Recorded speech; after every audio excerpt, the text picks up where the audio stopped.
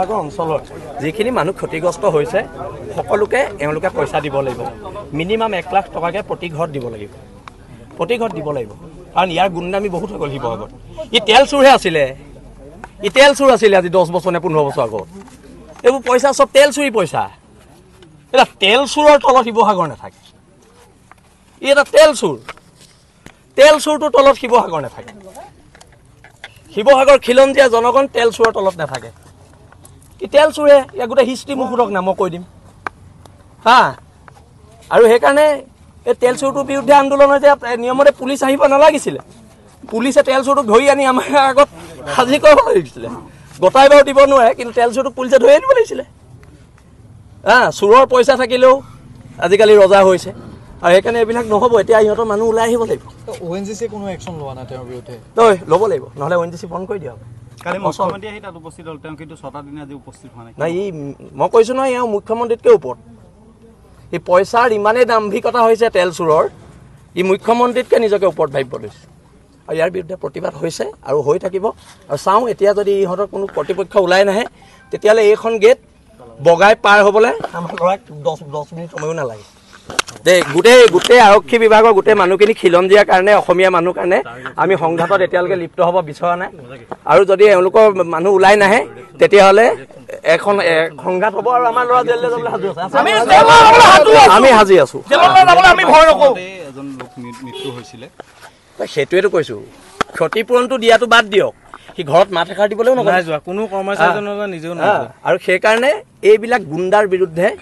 এইবিলাক তেল চুৰৰ বিৰুদ্ধে আন্দোলন চলি থাকিব শিৱসাগৰ অঞ্চলৰ যিখিনি মানুহ ক্ষতিগ্ৰস্ত হৈছে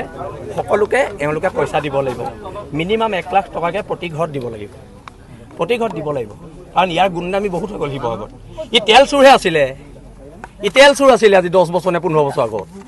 এইবোৰ পইচা সব তেল চুৰি পইচা এটা তেল চুৰৰ তলত শিৱসাগৰ নাথাকে ই এটা তেল চুৰটোৰ তলত শিৱসাগৰ নাথাকে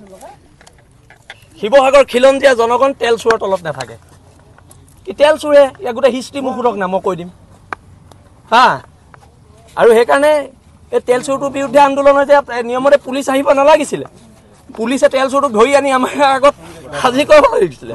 গতাই বাৰু দিব নোৱাৰে কিন্তু তেল চুৰটোক পুলিচে ধৰি আনিব লাগিছিলে হা চুৰৰ পইচা থাকিলেও আজিকালি ৰজা হৈছে আৰু সেইকাৰণে এইবিলাক নহ'ব এতিয়া ইহঁতৰ মানুহ ওলাই আহিব লাগিব ONGC কোনো একশ্যন লোৱা নাই তেওঁৰ বিৰুদ্ধে তই ল'ব লাগিব নহ'লে ONGC বন্ধ কৰি দিয়া হ'ব কালি মুখ্যমন্ত্ৰী আহি তাত উপস্থিত হ'ল তেওঁ কিন্তু 6টা দিন আজি উপস্থিত হোৱা নাই মই কৈছোঁ নহয় এওঁ মুখ্যমন্ত্ৰীতকৈ ওপৰত এই পইচাৰ ইমানেই দাম্ভিকতা হৈছে তেল চুৰৰ ই মুখ্যমন্ত্ৰীতকৈ নিজকে ওপৰত ভাবিব লৈছে আৰু ইয়াৰ বিৰুদ্ধে প্ৰতিবাদ হৈছে আৰু হৈ থাকিব আৰু চাওঁ এতিয়া যদি ইহঁতৰ কোনো কৰ্তৃপক্ষ ওলাই নাহে তেতিয়াহ'লে এইখন গেট বগাই পাৰ হ'বলৈ আমাৰ ল'ৰাক 10 মিনিট সময়ো নালাগে দে গোটেই আৰক্ষী বিভাগৰ গোটেই মানুহখিনি খিলঞ্জীয়াৰ কাৰণে অসমীয়া মানুহ কাৰণে আমি সংঘাতত এতিয়ালৈকে লিপ্ত হ'ব বিচৰা নাই আৰু যদি এওঁলোকৰ মানুহ ওলাই নাহে তেতিয়াহ'লে এখন সংঘাত হ'ব আৰু আমাৰ ল'ৰা জেললৈ যাবলৈ সাজু আছে আমি সাজি আছোঁ এজন লোক মৃত্যু হৈছিলে সেইটোৱেতো কৈছোঁ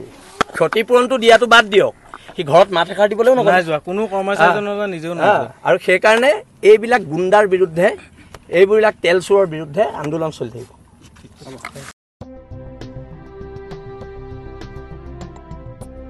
গৰু গাহৰি হাঁহ ছাগলী কুকুৰা আদিৰ বাবে